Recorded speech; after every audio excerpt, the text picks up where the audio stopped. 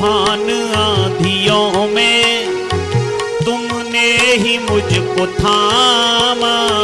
तूफान आंधियों में तुमने मुझको थामा। तुम कृष्ण बन के आए जब मैं बना सुदामा। तुम कृष्ण बन के आए जब मैं बना सुदामा।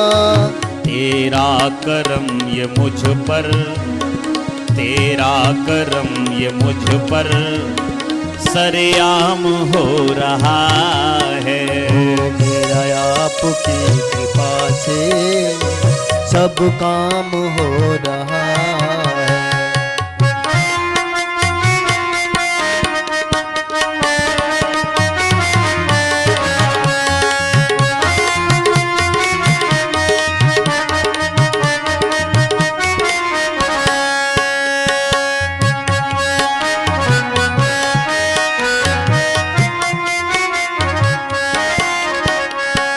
पतवार के बिना ही मेरी नाव चल रही है। पतवार के बिना ही मेरी नाव चल रही है।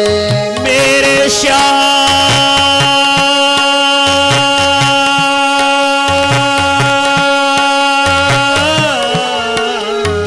पतवार के बिना ही मेरी नाव चल रही है। पतवार के बिना ही मेरी नाव चल रही है। हैरान है जमाना मंजिल भी मिल रही है। हैरान है जमाना मंजिल भी मिल रही है। करता नहीं मैं कुछ भी, करता नहीं मैं कुछ भी, सब काम हो रहा है। करता नहीं मैं कुछ भी, सब काम हो रहा है।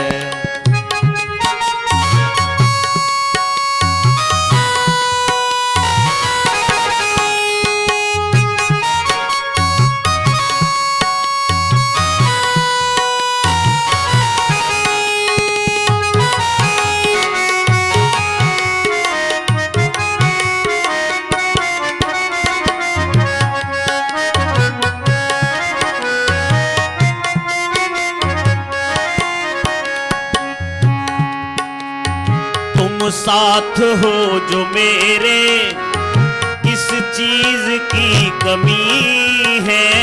तुम साथ हो जो मेरे, किस चीज की कमी है। मोहना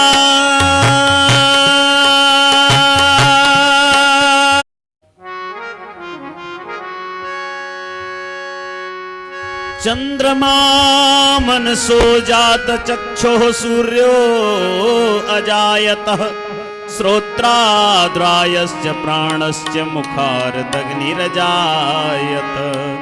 ऋषि भागवत भगवान की है आरती, पापियों को पाप से है तारती। श्री भागवत भगवान की है आरती, पापियों को पाप से है तारती। ये अमर ग्रंथ ये मुक्ति पंथ ये पंचम वेद निराला, नव ज्योति जगाने वाला। ये अमर ग्रंथ ये मुक्ति पंथ ये पंचम वेद निराला, नव ज्योति जलाने वाला।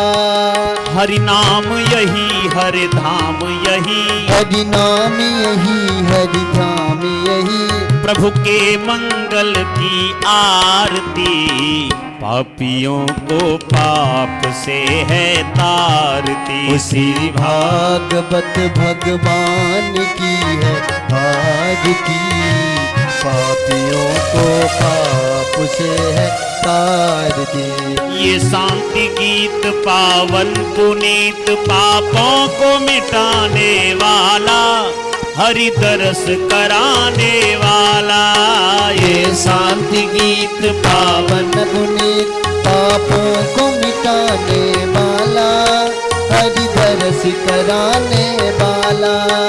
यह सुख करनी यह दुख हरणी, ये सुख करनी यह दुख हरनी। ओ ये सुख करनी ये दुख हरणी, ये सुख करनी ये दुख हरनी। श्री मधुसूदन की आरती, पापियों को पाप से है तारती। ओ श्री भागवत भगवान की है आरती, पापियों को पाप से है तारती। ये मधुर बोल मृग पंथ खोल, सतमार्ग बताने वाला, बिगड़ी को बनाने वाला। ये मधुर बोल मग पंथ खोल, सन्मार्ग बताने वाला, बिगड़ी को बनाने वाला। श्री राम यही घनश्याम यही, ओ श्री राम यही घनश्याम यही। ओ श्री राम यही घनश्याम यही, ओ श्री राम यही घनश्याम यही। प्रभु के मंगल की आरती, पापियों को पाप से है तारती। श्री भागवत भगवान की है आरती, पापियों को पाप से है तारती। श्री भागवत भगवान की है आरती, पापियों को पाप से है तारती। ओ श्री भागवत भगवान की है आरती, पापियों को पाप से है तारती।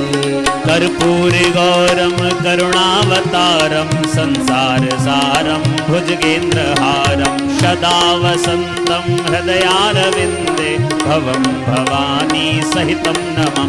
श्री भागवत भगवान की है आरती, पापियों को पाप से है तारती। श्री भागवत भगवान की है आरती, पापियों को पाप से है तारती। श्री भागवत भगवान की है आरती, पापियों को पाप से है तारती। श्री भागवत भगवान की है आरती, पापियों को पाप से है तारती।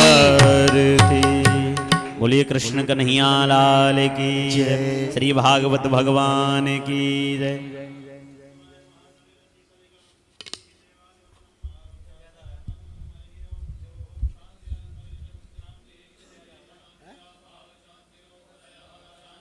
आप चिंता मत करो, आप जाओ, बस मेन पॉइंट कम कर देंगे, बस जरूरत पड़ेगा तो कुछ मत करिए आप।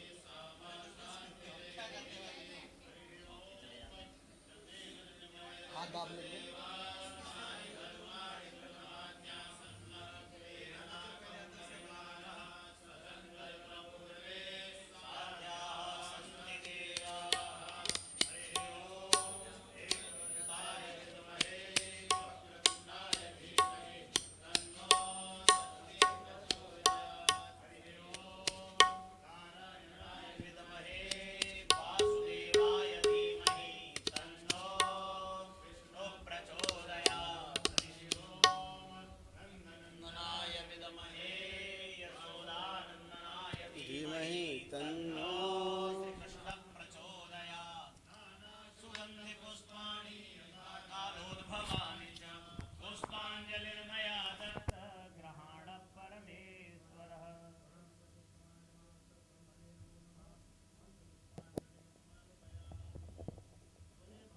भगवान की जय, व्यास जी महाराज की जय, सतदेव जी महाराज की जय, परीक्षित जी महाराज की जय, गंगे मैया की जय, गंगे मैया की जय, श्रीमद् भागवत महापुराण की जय, सप्ताह ज्ञान महायज्ञ की जय, सद्गुरुदेव भगवान की जय। जय जय श्री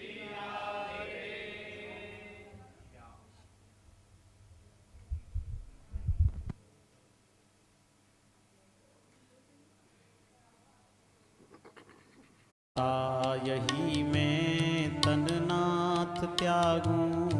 गोविंद दामोदर माधवेति गोविंद दामोदर माधवेति। गोविंद भगवान की की जय। मंगल भवन अमंगल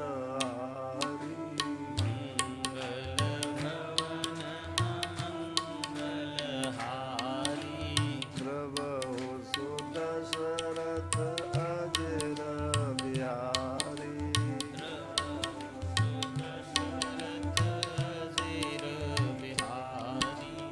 मंगल भवन अमंगल हारी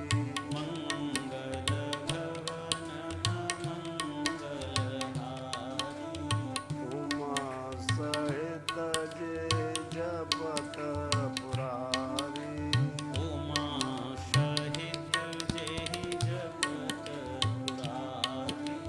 जे पर कृपा कर जन जानी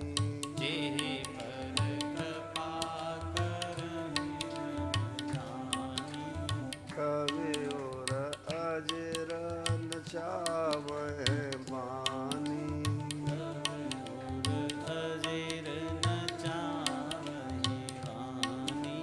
मोरे तारे सम नहीं कोई मोरे हित हरिशम नहीं कोई। यही अवसर सहाय सोई होई यह अवसर सहाय सोई होई। मोरे सुधार सो सब भांति सो शब भांति। जासु कृपा नहीं कृपाय गाती जासु कृपा नहीं कृपा अघाती। हे प्रभु दीन बंधु रघुराया हे प्रभु दीन बंधु रघुराया। वो से सठ पर करे हो दाया मोसे सठ पर करी हो दाया। तो भगवान सकल उरवासी भगवान सकल उरवासी। करहु मोहे रघुपति की दासी करहो मोहि रघुपति की दासी। राम भजय तात शिवदाता रामहि भजहि शिवदाता। नर पामर करके तिक बाता नर पामर करके।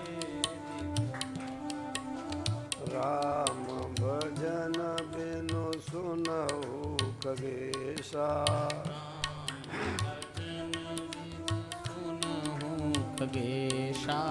मिटय न जीवन के कलेशा मिटय जीवन के क्लेशा। राम है सुमिरिए गाइए राम है राम ही सुमिरिए गाइए राम है। संतत सुनिय राम गुण ग्राम है संतत सुनिए राम गुण गावे। मंगल भवन है मंगल हारी मंगल भवन मंगल हारी। प्रभु सुदशरथ अजर बिहारी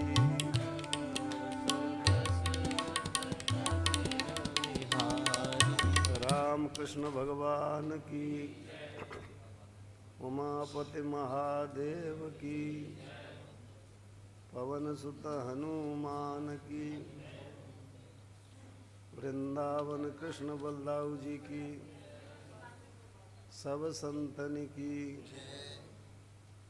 अपने अपने गुरु महाराज की, जय हो, इष्ट देवतन की, जय हो, ग्राम देवतन की, जय हो, कुल देवतन की, जय हो, स्थान देवतन की, जय हो, हनुमान हरि की, जय हो, सिद्ध बाबा महाराज की, जय हो, श्री गंगा मैया की, जय हो, श्री सुखदेव जी महाराज की, जय हो, श्री राजा परीक्षित महाराज की, जय हो, व्यास भगवान की, श्री कल्याण देव जी महाराज की, सूक्ष्मादि भेद वसतो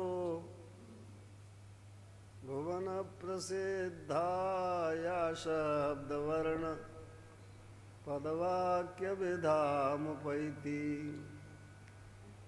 सा कच्छपि मधुरनाद निमग्न चेत्ता वागीश्वरी मम करोतु मुखे निवासम् ज्ञानानन्दमयं देवं निर्मलस्फटिकाकृतिम् आधारं सर्वविद्यानां हयग्रीवमुपास्महे उद्गीत प्रणबोद्गीत सर्वभागीश्वरेश्वर हयग्रीव नमस्तेस्तु विद्यां बोधय बोधय दिशन्तु मे देव सदा त्वदीया दया तरंगानुचरा कटाक्षा श्रोत्रेषु पुंसामृतं क्षरन्तीं सरस्वतीं संस्कृतिकामधेनुं विशेषविदुपार्षदेषु नाथ विदग्धगोष्ठी समराङ्गणेषु जिगीषतो मे कवितार्किकेन्द्रान् जिह्वाग्रसिंहासनमभ्युपेयः नारायणं नमस्कृत्य नरं चैव नरोत्तमं देवीं सरस्वतीं व्यासं ततो जयमुदीरयेत्। गुरुर्ब्रह्मा गुरुर्विष्णु गुरुर्देवो महेश्वरः गुरु साक्षात् परब्रह्म तस्मै श्री गुरवे नमः। वंशी विभूषितकरान् नवनीरदाभात् पीताम्बरादरुणबिम्बफलाधरोष्ठात् पूर्णेन्दुसुन्दरमुखा दरविन्दनेत्रात् कृष्णात् परं किमपि तत्त्वमहं न जाने। यं प्रव्रजन्तमनुपे तमपेतकृत्यं द्वैपायनो विरहकातरया जुहाव पुत्रेति तन्मयतया सर्वोऽभिनेदुस्तं सर्वभूतहृदयं मुनिमानतोऽस्मि। निगमकल्पतरोर्गलितं फलं शुकमुखादमृतद्रवसंयुतं पिबत भागवतं रसमालयं मुहुरो रसिका भुवि भावुकाः। कथा का प्रसंग दो स्थलों पर चल रहा है। इधर गंगा के किनारे महाराज परीक्षित और शुक का संवाद, नैमिषारण्य क्षेत्र में सूत और शौनक का संवाद। कल ये बताया गया था कि महाराज उत्तानपाद के ध्रुव जी का जन्म हुआ और ध्रुव जी ने 5 वर्ष की अवस्था में 5 महीने में भगवान को प्राप्त कर लिया था। क्योंकि सुनीति को भगवान के दर्शन हो गए। इसका जो मोह नहीं है उधर को है कि नहीं? कहे सुशील, ये जो इधर को मोह है इधर को भी है कि नहीं? इसका रखा दूसरा है, उसकी आवाज़ वहाँ पहुँचती है। हाँ उधर कोई है। तो इसका मोह इधर कोई करा दो सबको। आपको आवाज़ नहीं आएगी महाराज। नहीं, हमको आज जरूरत नहीं, हमको तो कहते रहते हैं। घुमा, इसको घुमा दो सब बस। अब आती है आवाज़ हमको, ठीक है, हमको क्या करना है, तुम्हारे लिए परेशानी पड़ेगी। बाद में देखी जाएगी।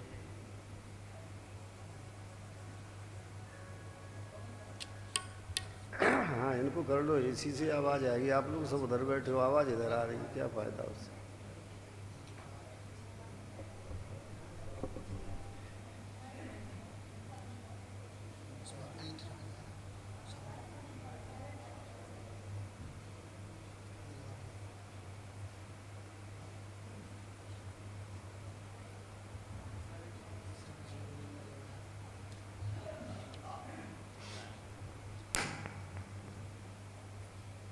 ध्रुव जी के वंश में फिर महाराज अंग का जन्म हुआ है।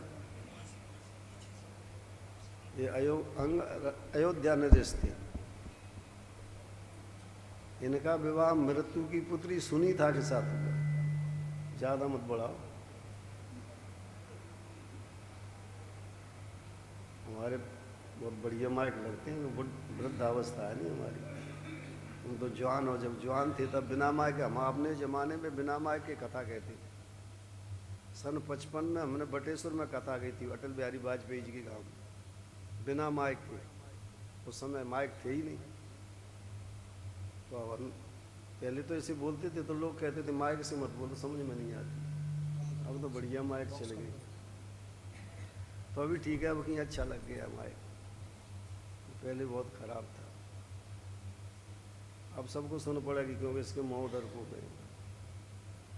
राजा अंग का विवाह मृत्यु की पुत्री सुनीता के साथ हुआ है।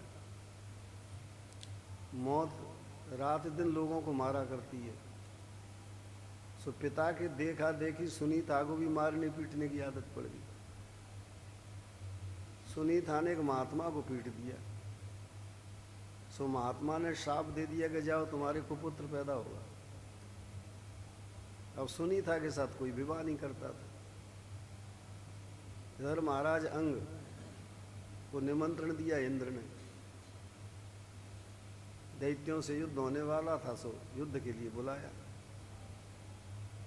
महाराज अंग गए इंद्र की सहायता के लिए। जब इंद्र की विजय हो गई तो महाराज अंग और इंद्र दोनों नंदनवन है, जो इंद्र का बगीचा, उसका नाम है नंदनवन। उसमें दोनों बैठे हुए थे, बातचीत कर रहे थे इंद्र और राजा अंग। इतने में उर्वशी जो सुनीता की सखी थी, जो अप्सरा थी, जो भगवान नारायण की जंगा से प्रकट हुई थी, ये बद्री नारायण में हुई है उर्वशी, वहाँ उर्वशी पीठ भी बनी हुई है। ऐसी कथा है, जब नारायण भगवान ने तपस्या शुरू करी तो इंद्र घबराया। उसने सोचा कि कहीं मेरा इंद्रासन न चला जाए, सो कामदेव को भेज दिया कि जाके विघ्न डालो। जब कामदेव ने विघ्न डालना शुरू किया तो भगवान मुस्कुराए नारायण, और उन्होंने अपनी उरु माने जंघा से उर्वशी को प्रकट कर दिया है, इसलिए उसका नाम उर्वशी हुआ। इतनी सुंदर थी उर्वशी कि स्वयं कामदेव मोहित हो गया देख कर, अस्त्र शस्त्र डाल दिए। तब भगवान ने, नारायण ने कहा कामदेव से ले जाओ उर्वशी को इंद्र को दे देना। फिर इंद्र ने कभी विघ्न नहीं डाला। यही उर्वशी थी जिन्होंने अर्जुन की परीक्षा की थी। जब अर्जुन इंद्रलोक में गए हैं इंद्र से विद्या सीखने के लिए, तो इंद्र ने सोचा कि अधिकारी है कि नहीं है, इसलिए उर्वशी जी को भेजा कि इनकी परीक्षा करो। आधी रात का समय था, योगी थे अर्जुन भी, रात को भगवान का ध्यान करते थे। आधी रात के समय, आधी रात के समय उर्वशी सज धज करके गई और अर्जुन के दरवाजे को खटखटाया जिसमें सो रहे थे अर्जुन। तो बैठे तो थे ही अर्जुन, खोल दिया, देखा तो उर्वशी बिठाला, आदर सत्कार किया, देवी कैसे आई। उर्वशी ने चाल चली है उस समय, बोले मैं इसलिए आई हूँ कि तुम्हारे समान पुत्र चाहती हूँ, और धन्य अर्जुन के लिए, भारत का क्षत्रिय था, भगवान कृष्ण का शिष्य था। अर्जुन ने कहा देवी, और उर्वशी तो जानती थी कि पुत्र तो तब होगा जब विवाह कर लेंगे, तुम्हारे समान पुत्र चाहती हूँ। अर्जुन ने कहा देवी, हो सकता है मेरा लड़का मेरे समान हो या ना हो, तुम एक काम करो, मुझे ही अपना लड़का क्यों नहीं मान लेती। उर्वशी झेंप गई, तब शाप दिया उर्वशी ने कि जाओ तुम 1 वर्ष नपुंसक रहोगे, हिजड़े बन के रहोगे। उस शाप का असर हुआ है, फिर जब अज्ञातवास हुआ है 13वां वर्ष, तब राजा विराट के यहाँ अर्जुन नपुंसक हो गए, बृहन्नला बन गए, और उनकी लड़की को नाच सिखाया है। तो कोई ये नहीं पहचान सका उस समय के अर्जुन यहाँ रह रही है। तो हमने बताया था कि शापों पे दृष्ट तनया नन पद्म शोभे, ये महात्माओं का शाप भी वरदान होता है, बड़े बूढ़ों की गालियाँ आशीर्वाद होता है, हम लोग इसको समझते नहीं। तो वो शाप जो है उर्वशी का, फिर अज्ञातवास, जब 13 वर्ष का वनवास हुआ पांडवों को, 1 वर्ष अज्ञात में रहना था, उस समय वरदान हो गया है। तो वो उर्वशी जी थी, उर्वशी की सखी थी सुनीता, सो मोहनी मंत्र सिखा दिया और कहा राजा अंग पे चला दो इसे। जो सुनीता ने मोहनी मंत्र अंग पे चलाया, सो राजा अंग मोहित हो गए और सुनीता के साथ विवाह कर लिया। तब जाकर के दुष्ट कुपुत्र बैन का जन्म हुआ है। महाराज अंग के जब बैन का जन्म हुआ तो बैन बहुत दुष्ट राजा था, अंग छोड़ करके चले गए राज्य को। अब बैन का जब राज्य हो गया तो उसने घोषणा कर दी अपने राज्य में, न यष्टव्यम न दातव्यम न होतव्यम तुझा कुचित, मेरे राज्य में न कोई हवन कर सकेगा, न यज्ञ कर सकेगा, न दान कर सकेगा। तब ऋषि बड़े परेशान हो गए, अब क्या करें। बहुत समझाया, बहन को नहीं माना, तो ऋषियों ने होंकार के द्वारा बहन को समाप्त कर दिया। अब बहन समाप्त हो गया, पर शरीर वैसा ही पड़ा हुआ है। सुनीता बहुत चतुर थी, उन्होंने सोचा बिना राजा के काम चल नहीं सकता है, इसलिए सुनीता जी ने उस शरीर को तेल के कड़ा में रखवाया सुरक्षित करके। एक धनंजय नाम की वायु होती है, 10 वैसे 5 प्राण मुख्य हैं, पर 10 माने जाते हैं, 5 गौड़ प्राण हैं, उनमें धनंजय वायु होती है जो मरने के बाद भी शरीर में रहती है, जिसके द्वारा शरीर फूलता है। जब लाश को जलाया जाता है तो जो खोपड़ी में बांस मारा जाता है, उस धनंजय वायु को ही निकाला जाता है। तो धनंजय वायु उसमें विद्यमान थी शरीर में, और शरीर को रखवा दिया तेल के कड़ा में। अब बिना राजा के अराजकता फैल गई, जितने पशुओं की चरने की जगह थी सब जोत दी गई, सब वृक्षों को काट दिया गया, कोई किसी को गिनता नहीं, बड़ी भारी अराजकता। जब औषधियों का ग्राहक नहीं होता है तो औषधियाँ पाताल चली जाती हैं, और जब विद्या का ग्राहक नहीं होता है, सब नकली हो जाते हैं, पढ़ना नहीं चाहते, पास होना चाहते हैं, तो विद्या फिर जो है स्वर्ग को चली जाती है, देश में नहीं रहती है विद्या। नकल से पास हो गए, पढ़ाना शुरू किया, आता कुछ है नहीं, अब लड़कों को लड़ाते रहते हैं आपस में, कहाँ से पढ़ा, विद्या तो है ही नहीं उनके पास। तो जब औषधियों के ग्राहक नहीं होते, सबको नष्ट कर डालते हैं, सबको जोत देते हैं, तो औषधियाँ पाताल में और विद्या स्वर्ग लोग जाती है। ये सही घटना है। शंकराचार्य की बाबा गुरु गौड़पादाचार्य, जिनके लिए उत्तराखंड में बद्री नारायण में नारायण भगवान ने मंत्र दिया था संन्यास का। तो गौड़पादाचार्य बालकपन से ब्रह्मचारी हो गए थे, महात्मा बन गए थे, तीर्थों में घूमते रहते थे। एक सन्यासी महात्मा ने उनको देखा, तो जिस जगह वो सन्यासी जाए वो गौड़पादाचार्य उस तीर्थ में मिले। सन्यासी ने गौड़पादाचार्य से कहा कि भाई तुम्हारा तपस्या का समय ब्रह्मचर्य अवस्था है, तुम कहीं साधना करो, तुम तीर्थों में क्यों घूमते रहते हो। तो गौड़पादाचार्य जी ने कहा कि मैं इसलिए घूमता हूँ, मुझे ब्रह्म विद्या चाहिए। और मैं सब तीर्थों में हो आया, मुझे कोई ब्रह्म विद्या नहीं दे रहा। तीर्थ में जा करके संतों को तलाशना चाहिए कि कौन संत कैसा है, उसके पास बैठना चाहिए। संतों से लाभ होता है तीर्थ में, बड़े बड़े अच्छे संत रहते हैं तीर्थ के अंदर, उनसे थोड़ा भी मुँह से बोल दें उसी का असर हो जाता है। आचरणशील का ही असर होता है जल्दी से। तो कह दिया गौड़पादाचार्य ने कि मैं ब्रह्म विद्या के लिए घूम रहा हूँ, मुझे कोई ब्रह्म विद्या देने वाला विद्वान ही नहीं दिखाई देता है। तो उस बूढ़े महात्मा ने कहा कि वो ब्रह्म विद्या तो स्वर्ग चली गई है, क्यों उसका कोई ग्राहक नहीं था यहाँ। गौड़पादाचार्य ने कहा मुझे ब्रह्म विद्या चाहिए। तो महात्मा ने रास्ता बताया कि तुम गोदावरी नदी के किनारे जाओ, वहाँ बट वृक्ष है, उस पर एक यक्ष रहता है और वो तुमको ब्रह्म विद्या सिखा सकता है। मैं मंत्र बताता हूँ, उस मंत्र की साधना करना तुम। 41वें दिन वो यक्ष रात को आएगा बट वृक्ष के ऊपर और वो तुम्हें ब्रह्म विद्या पढ़ाएगा। और मंत्र बता दिया उन्होंने।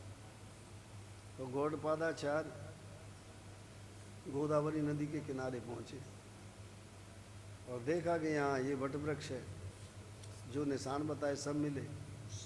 उन्होंने साधना शुरू की। 41वें दिन रात में वो यक्ष प्रसन्न हो गया। उसने कहा ब्रह्मचारी क्यों बुलाया है? बड़े जोर से वृक्ष हिला है जिस समय यक्ष आए। तो गौड़पादाचार्य तो निडर थे, चाहे देवता विद्या पढ़ाए चाहे मनुष्य पढ़ाए, डरने की क्या बात है उसमें। बोले मुझे ब्रह्म विद्या चाहिए, इसलिए मैंने आपको बुलाया। यक्ष ने कहा कि ब्रह्म विद्या तो स्वर्ग चली गई है, यहाँ कोई इसका ग्राहक नहीं था, पढ़ने वाला नहीं था उसका। गौड़पादाचार्य ने मुझे ब्रह्म विद्या चाहिए। बोले ठीक है मैं पढ़ा सकता हूँ, पर एक शर्त है मेरी, तुम्हें पेड़ पे बैठना पड़ेगा क्योंकि पृथ्वी पे ये विद्या नहीं है। और दूसरी शर्त मेरी ये है कि मैं एक बार बोलूँगा, तुमने बीच में टोक दिया तो मैं चला जाऊँगा उसी से। और तीसरी शर्त है कि जब तक मैं बैठूँगा तब तक तुम्हें बैठना पड़ेगा, या तुम बीच में से उठ जाओगे तो मैं विद्या नहीं पढ़ाऊँगा। 3 शर्तें मौजूद हों, तुम्हें स्वीकार हो तो वृक्ष पर बैठ जाना, 4 बजे मैं आ जाऊँगा। उन्होंने स्नान किया, बैठ गए वृक्ष पर और पत्ते तोड़े और अपने उसमें जो दुपट्टा था उसमें रख लिया उन्होंने, और एक कलम बना ली पतली सी। जैसे ही यक्ष आया वृक्ष हिला। बोले ब्रह्मचारी तैयार? बोले तैयार।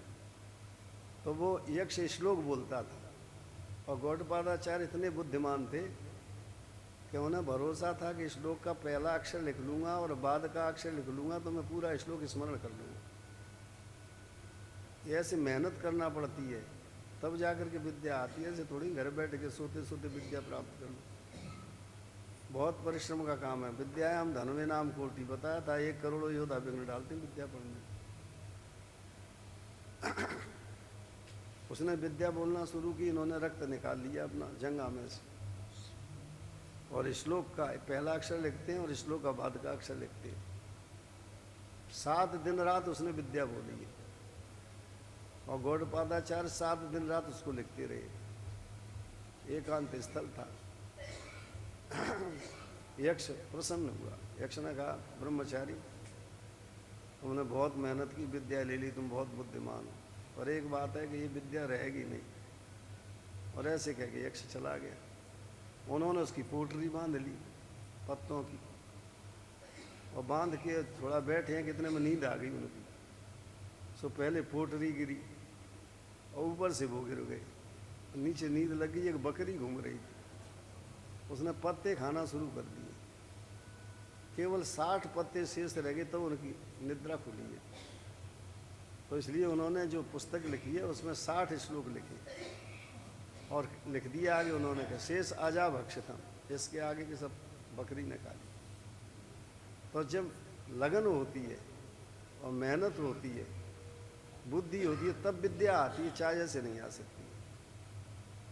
तो जब विद्या के ग्राहक नहीं होते, सब नकल करने वाले हो जाते हैं, मुफ्त में माल मिल जाए तो विद्या स्वर्ग चली जाती है। अब आप कहोगे कि एक बार में कैसे याद होता होगा इन्होंने, तो इसका उदाहरण देखना तो रामभद्राचार्य जी को देख। जो चित्रकूट में रहते हैं, जो 6 महीने से अंधे हो गए थे, जिन्होंने 50 ग्रंथ लिख दिए उपनिषदों पे, जिनका भाष्य चल रहा है संस्कृत में, एक बार बोल दो और उनको याद हो जाता है। वो पढ़ तो सकते नहीं है, बैठा लेते विद्यार्थियों, कहते बोलो गीता, और गीता उनको याद हो गई। तो ये कोई आश्चर्य की बात नहीं है। इसलिए हम तो राम भद्राचार्य को किसी का अवतार मानते, किसी देवता का। हमारे मित्र उन पर महाकाव्य लिखने वाले थे, तुलसीदास मान करके। तो उनकी पत्नी ने कह दिया कि तुलसीदास जी का अवतार है राम भद्राचार्य, तो अंधे क्यों हो गए? तो उन्होंने लिखना ही बंद कर दिया। हमारे जो महात्मा जी बैठे, इन्होंने बुलाया था, 5 लाख रुपए दिए थे उनको। तो हमने उनको पढ़ते देखा था, जब वो पढ़ते थे तब हम पढ़ाते थे संस्कृत। तो जब वो आए तो मैंने उसको कहा कि ये तुलसीदास जी का अवतार है। क्यों अवतार है?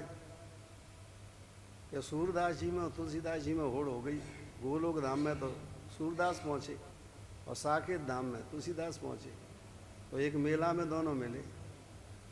तो सूरदास जी ने ये कहा कि देखो मैं अंधा होकर के भगवान के गुणों का वर्णन करके आया हूँ। तो तुलसीदास जी ने कहा कि यदि ऐसी बात है तो मैं गुणों का ही वर्णन नहीं, मैं तो शास्त्रों का भी वर्णन करूँगा। इसलिए तुलसीदास जी स्वयं जानबूझ के अंधे होकर के आए, तो प्रसन्न हो गए। तो अभी भी ऐसी स्थिति है कि अभी भी अवतार अपने देश में, अभी भी बड़े बुद्धिमान इस देश के अंदर मौजूद है। तो कोई आश्चर्य की बात नहीं है। तो विद्या का ग्राहक जब नहीं होता तो स्वर्ग जाती है। तो राजा बैन के ज़माने में अराजकता फैल गई थी। अब प्रजा बड़े संकट में, ऋषियों ने सोचा कि राजा के बिना काम नहीं चलेगा। तब ऋषि आए और सुनीता माता से कहा उस लाश को निकलवाया, राजा बैनकी को। फिर जंगा का मंथन किया है उन्होंने, ऋषियों ने, जिससे जाकर के निषाद रूप में एक काला कलूटा पुरुष निकला है, जो जाके वनों में रहने लगा और वो ही निषाद कहलाए। फिर भुजाओं का मंथन किया है ऋषियों ने। जब भुजाओं का मंथन किया है तब भगवान विष्णु पृथु रूप में प्रकट हुए और लक्ष्मी अर्ची रूप में प्रकट हुए। ऐसे भगवान का ये 7वां अवतार राजा पृथु का है, ते हुआ है।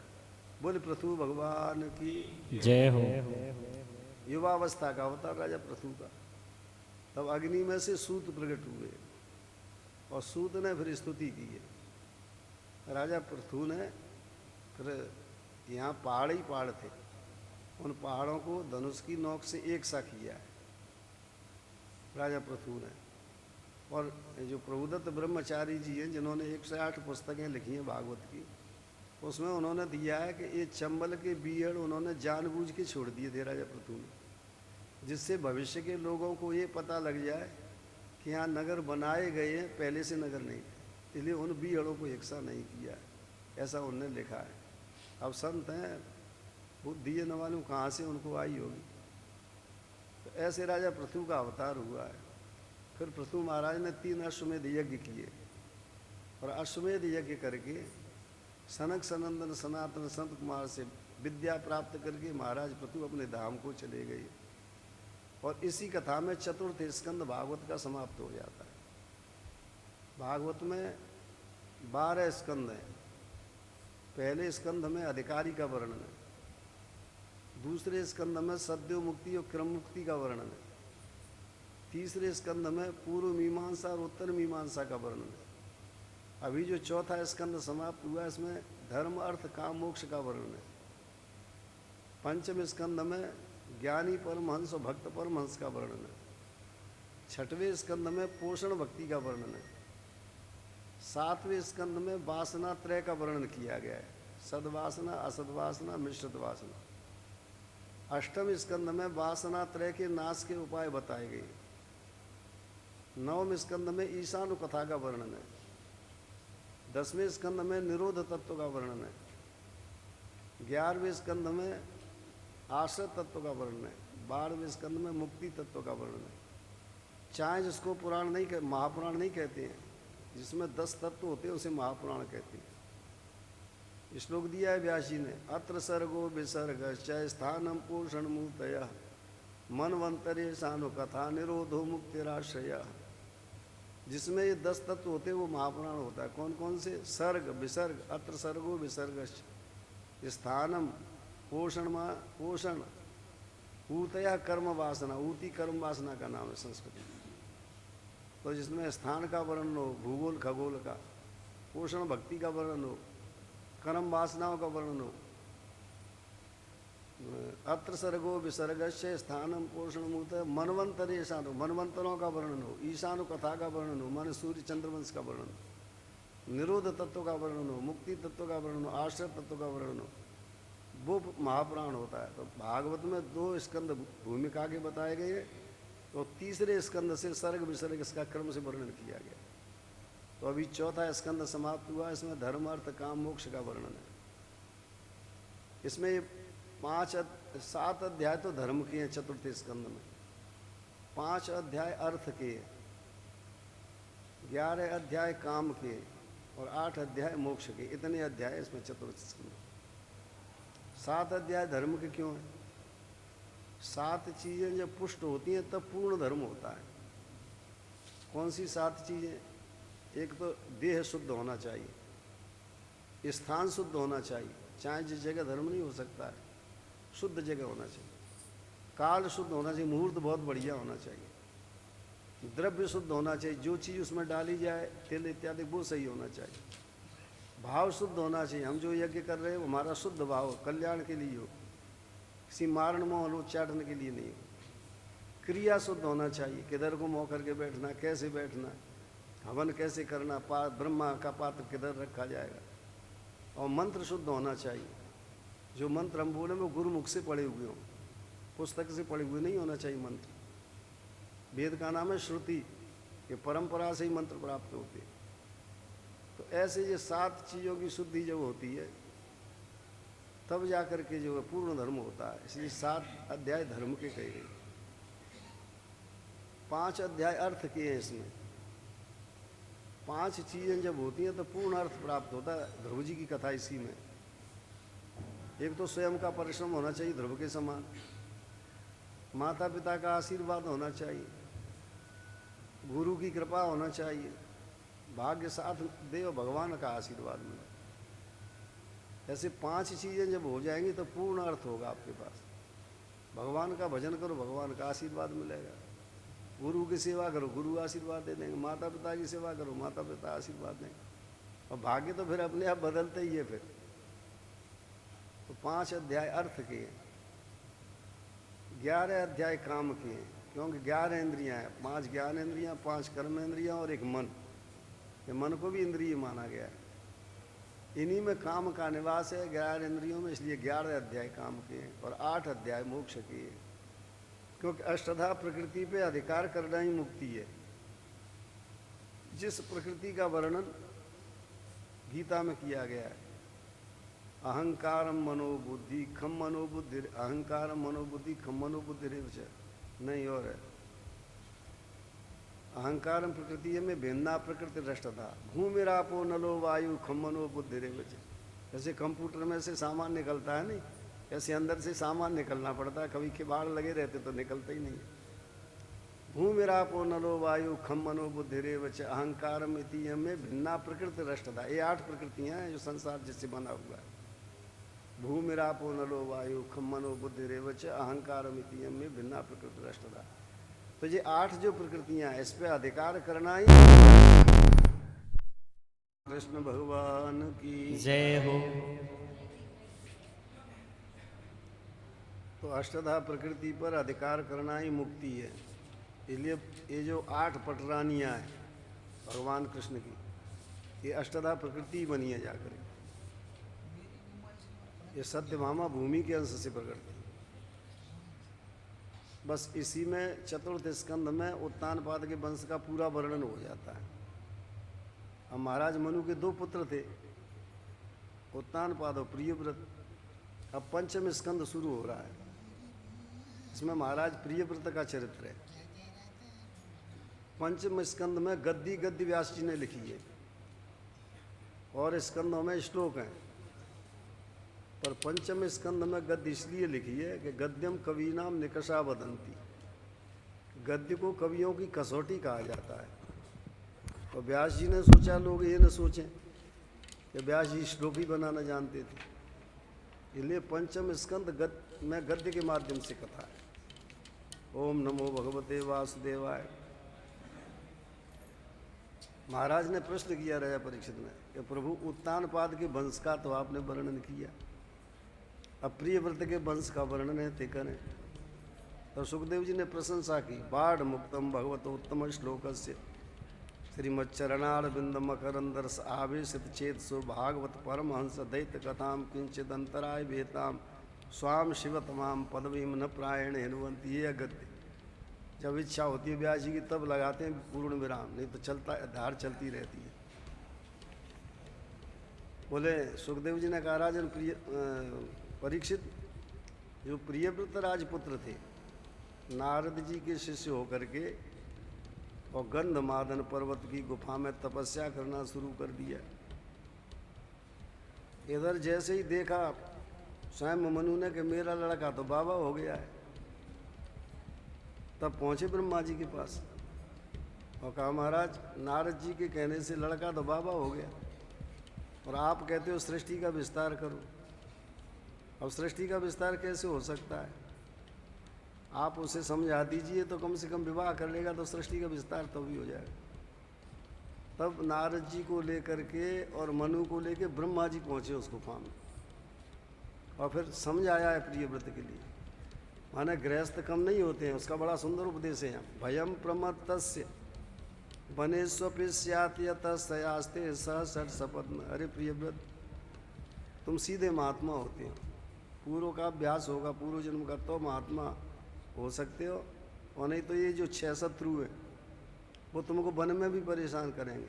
भयम प्रमत्तस्य वनेष्वपिष्यात, प्रमत्त के लिए वन में भी भय होता है कि यतस्ते सहसठ सपत्न, क्योंकि 6 शत्रु वहाँ रहते हैं, काम क्रोध लोभ मोह मद मत्सर।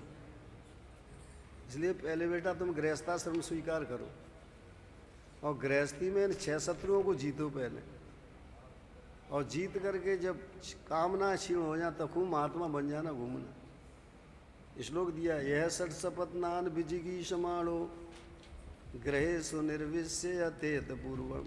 जो 6 शत्रुओं को जीतना चाहता है उसको चाहिए ग्रहेषु निर्विश्य अतेत पूर्वम, पहले गृहस्थाश्रम स्वीकार करे और उसमें अभ्यास करे जीतने का, क्योंकि उसमें सबकी दवा मौजूद है। अच्छा, तुम कैसे पता लगेगा कि क्रोध जीत लिया, मोह जीत लिया? कहीं पड़ोसी गाली दे रहा है, कहीं लड़का नाराज हो रहा, फिर भी अंदर से क्रोध नहीं आ रहा, समझ लो क्रोध जीत लिया। कहीं गाय बीमार है, कहीं लड़का बीमार है, कहीं कुछ हो रहा और फिर भी अंदर से कोई संकट नहीं आ रहा। ऊपर से कुछ भी दिखाते रहो, अंदर से बिल्कुल साफ रहो कि भगवान सब कर रहे, पूरी सत्ता भगवान के अधीन है। ईश्वर सर्वभूतानां हृदय से अर्जुन तिष्ठति ब्राह्मण सर्वभूतानि यंत्रारूढ़ानि माया। तो ऐसे गृहस्थी में रह करके अभ्यास करना चाहिए। एक महात्मा थे, गृहस्थी में रहते थे, गृहस्थ थे और अंदर से बड़े संत थे, उपदेश देने जाया करते थे। एक दिन उनका नाती समाप्त हो गया। अब सब घर वाले चिल्ला चिल्ला के रोए, सपूत नाती था। महात्मा बहुत समझाया कि भाई आया है उसे जाना ही पड़ेगा, पर नहीं बंद हो। तो महात्मा ने खुद रोना शुरू कर दिया। जब रोने लगे तो घर वाले शांत हो गए कि बाबा आज तक नहीं रोए और आज रो रहे हैं तो इनको बहुत कष्ट है, इसलिए सब रोना बंद कर दिया, सब समझाने लगे। बाबा जी शांत हो गए, बंद हो गए। अब सत्संग को चले तो सत्संग का एक आदमी इस बात को देख रहा था कि बाबा जी चिल्ला चिल्ला के रो रहे। तो वो रास्ते में पहुंच गया। उसने कहा बाबा तुम उपदेश देते रहते हो लोगों को कि संसार से जाना, आज आप खुद ही रो रहे थे बड़े चिल्ला चिल्ला करके, ये बात क्या है? अब महात्मा जी ने कहा कि मैं इसलिए चिल्ला के रोया था कि घर वाले बंद नहीं हो रहे थे, और मैंने सोचा कि मैं चिल्ला के रोऊंगा तो कम से कम ये बंद तो भी हो जाएंगे, इसलिए मैं ऊपर से रोया था, अंदर से नहीं रोया था। तो ऊपर से दिखाने के लिए कुछ भी करते रहो, अंदर से बिल्कुल प्रकाश लेते रहो और अभ्यास करते रहो। क्यों भैया देख ले, नहीं तो इधर को कर ले मोह, जैसे तुमको चाहते से करो। इसका मोह इधर को कर दो, हमने इसको इसलिए करवा दिया कि ये लोग कह देंगे सुन नहीं पड़ता है, और कर दो इधर को, इससे इनका भी ठीक रहेगा। वैसे देख लो, नहीं तुम ये तो बहरे होते हैं, उनको सुन ही नहीं पड़ता।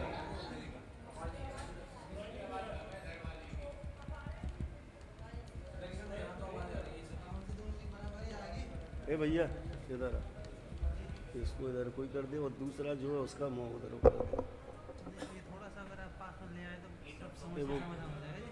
वो तो बढ़िया सुन, वो बहरा होगा उसको तो सुन ही नहीं पड़ेगा, वो सबको सुन पड़ता है, वो क्या करेगा।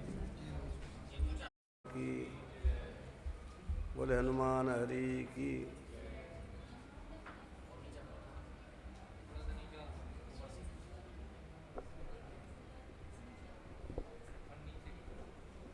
ऊर्जितारीन क्षीणे सुकामम विचरित विपश्चित। तो ये किले के समान होता है घर, इसमें अभ्यास कर लेना चाहिए इन शत्रुओं को जीतने का। और जब पूरा अभ्यास हो जाए तब क्षीणे सुकामम विचरित विपश्चित, फिर खूब घूमना चाहिए। जब समझ आया प्रियव्रत को, तो प्रियव्रत ने फिर विवाह कर लिया है। विश्वकर्मा की पुत्री के साथ बरिष्मती के साथ विवाह तय किया। प्रियव्रत के फिर 10 पुत्र पैदा हुए। आग्निद्र इदमजिह्व यज्ञबाहु महावीर हिरण्यरेत हुए। आग्निद्र इदमजिह्व यज्ञबाहु महावीर हिरण्यरेतो घृतपृष्ठ सवन मेधातिथि बीतहोत्र कवय इति सर्वम एव अग्नि नामान। अग्नि के जो नाम है उसके आधार से इनके नाम रखे गए। 10 पुत्र में से 3 पुत्र जो हैं वो महात्मा होके चले गए, पूर्व का संस्कार था। 7 पुत्र घर में रह गए।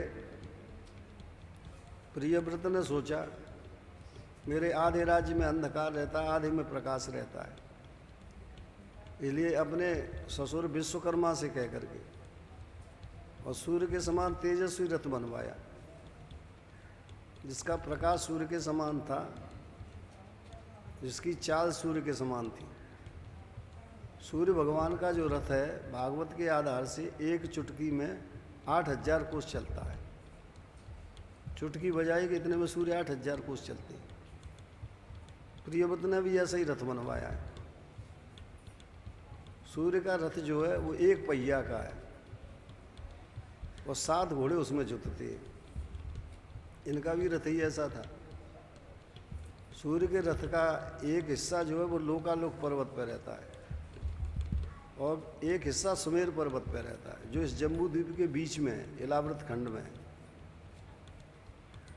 प्रियव्रत ने अपना रथ तैयार करा लिया और कोई आश्चर्य नहीं, विश्वकर्मा की रचना ही संसार है। कितने लोग आज तक पैदा हुए, कितने पैदा हो रहे हैं इस समय पे, कितने मौजूद हैं, फोटो ही सबका एक सा नहीं मिलता है। कैसी विलक्षण रचना है। हस्ताक्षर किसी के एक से नहीं मिलते, गंध किसी की एक सी नहीं होती। यही तो रचना भगवान की, यही तो विशेषता है। इसलिए समानता तो हो ही नहीं सकती जीवन में कभी भी। अंदर से समानता हो सकती है, बाहर से कभी नहीं हो सकती। इसलिए गीता जी में लिखा है कि सुन चैव स्वपाके च पंडिता समदर्शना। कुत्ते में, बैल में, विद्वान में पंडित समदर्शी होते, व्यवहार नहीं करते, समदर्शन करते। सब में भगवान है अपना मानो, पर एक सा तो कोई हो ही नहीं सकता है। समानता तो कभी हो ही नहीं सकती है। कोई 5 सिर खाता है, कोई 1 सिर खाता है, कोई ऊंचा है, कोई छोटा है। अच्छा, बाहर से भी समानता ले आओ तो अंदर से कैसे ले आओगे? कोई दुखी है, कोई सुखी है, किसी को कुछ अच्छा लग रहा है, किसी को कुछ अच्छा लग रहा है। इसलिए शास्त्र कहते हैं समदर्शन करो, सब में भगवान को देखो। व्यवहार अलग अलग होगा सबका। कुत्ते में, गाय में, मनुष्य में भगवान देख सकते हो, पर व्यवहार में कुत्ते का भोजन अलग है, गाय का भोजन अलग है, वो देना ही पड़ेगा। इसलिए एक मंत्र आया हुआ है दुर्गा पाठ में, विद्या समस्ता तब देवी भेदा स्त्रियः समस्ता सकला जगत्सु त्वयि कया पूरितमम्बये तत् खाते स्तुति स्तव्य परा परोक्ति। विद्या समस्ता तव देवी भेदा। हे भगवती, संसार की जितनी विद्या हैं वो सब के रूप में आप ही हो। और स्त्रियाँ समस्ता सकला जगत्सु, संसार की जितनी स्त्रियाँ हैं सब आप ही बनी हुई हैं। तो सब में दुर्गा ही विराजमान है, इसमें कोई संदेह नहीं। शास्त्र कह रहा है स्त्रियाँ समस्ता सकला जगत्सु त्वयि कया पूरित मुंबई तत्काते स्तुति स्तभ्य परापरो। पूरा संसार तुमने पूरित कर दिया, तुम्हारी कोई क्या स्तुति करे। तो सब स्त्रियों में माता की भगवती के दर्शन कर सकते हो, पर व्यवहार आपको अलग अलग करना पड़ेगा। माता के पैर छी सकते हो, बहन के पैर छी सकते हो, पुत्री के पैर छी सकते हो, पर पत्नी के नहीं छी सकते। भगवती यद्यपि दुर्गा विराजमान, स्वयं दुर्गा बनी हुई है, तो ये व्यवहारिक सत्ता है, संसार की व्यवहार के लिए बना हुआ है। सब में भगवान के दर्शन कर सकते हैं। तो विश्वकर्मा की रचना बड़ी विचित्र है। प्रियव्रत का रथ तैयार हो गया, और जैसे ही सूर्य का रथ अस्ताचल पे आया, प्रियव्रत ने अपना रथ उदयाचल पे खड़ा कर दिया। और जब भगवान सूर्य उदयाचल पे आए, तो प्रियव्रत ने अपना रथ अस्ताचल पे कर दिया। तो 7 दिन तक प्रिय के रथ के पीछे पीछे, सूर्य भगवान के रथ के पीछे पीछे प्रियव्रत का रथ चलता रहा। तो 7 दिन तक प्रियव्रत ने रात नहीं होने दी भूमंडल में। ब्रह्मा जी को पता लग गया कि प्रियव्रत ने तो रात का ही लोप कर दिया है। तब ब्रह्मा जी आए, ब्रह्मा जी ने समझाया, बेटा रात्रि की बहुत आवश्यकता है। रात्रि में नींद आती है, नींद में भगवान का सानिध्य होता है, आयु बढ़ती है। यदि नींद नहीं आएगी तो आयु कम हो जाएगी, लोग जल्दी समाप्त हो जाएंगे। इसलिए रात्रि का लोप मत करो। जब प्रियव्रत को समझाया गया है, तब प्रियव्रत ने रथ चलाना बंद किया।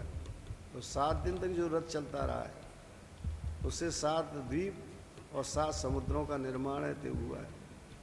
ये नींद बहुत जरूरी है। नींद में कोई दुख ही नहीं होता है, न मरने का दुख है वहाँ, न अज्ञान का दुख है, पूर्ण आनंद रहता है उसमें, क्योंकि भगवान का बिल्कुल सानिध्य है नींद में।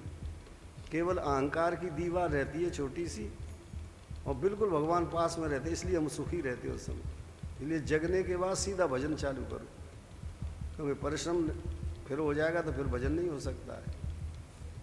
तो नींद बहुत आवश्यक है। इसलिए दुर्गा पाठ की पुस्तक में, मार्कंडेय पुराण में, नींद को भगवती का रूप बताया गया है। या देवी सर्वभूतेषु निद्रा रूपेण संस्थिता नमस्तस्यै नमस्तस्यै नमस्तस्यै नमो नमः।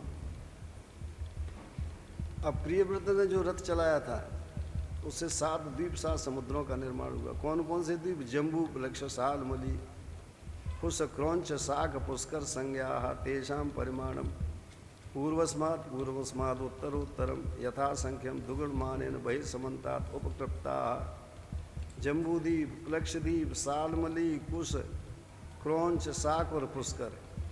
और एक से दूसरा द्वीप द्यूना बताया गया है। अपन जिसमें रहते हैं हम लोग, वो जम्बू द्वीप है, ये 1 लाख योजन लंबा चौड़ा है। इसके बाद प्लक्ष द्वीप है, ये 2 लाख योजन लंबा चौड़ा है।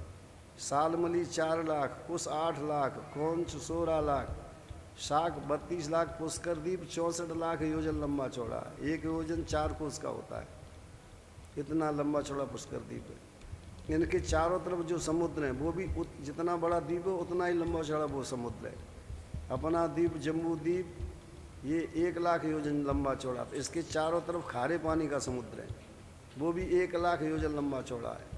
तो खारे पानी का समुद्र, गन्ने के रस का समुद्र, सोरा का समुद्र, घी का समुद्र, दही का समुद्र, दूध का समुद्र और शुद्ध जल का समुद्र। अपना जो सबसे छोटा द्वीप है, इसके चारों ओर खारे पानी का समुद्र है। और पुष्कर द्वीप जो सबसे बड़ा है, 64 लाख योजन लंबा चौड़ा, उसके चारों ओर 64 लाख लंबा चौड़ा शुद्ध मीठे पानी का समुद्र है। तो आज के वैज्ञानिक कहते हैं कि मीठा पानी कम है, खारा पानी ज़्यादा है, पर भागवत के आधार से तो खारा पानी 1 लाख योजन में ही है, और मीठा पानी तो 64 लाख योजन में भरा हुआ है। अंत में जो 7 लड़के रह गए थे, 3 तो ब्रह्मचारी होके चले गए, उन 7 लड़कों को इन 7 द्वीपों का राज्य सौंपा गया। अब देखिए बंटवारा कैसे होता था हमारे यहाँ पहले। सबसे पहले छोटे लड़के के लिए दिया गया हिस्सा, तो छोटे लड़के ने सबसे बड़ा द्वीप लिया है, पुष्कर द्वीप। यही पुष्कर द्वीप था जब शूर्पणखा ने 10,000 वर्ष तपस्या की है भगवान राम की।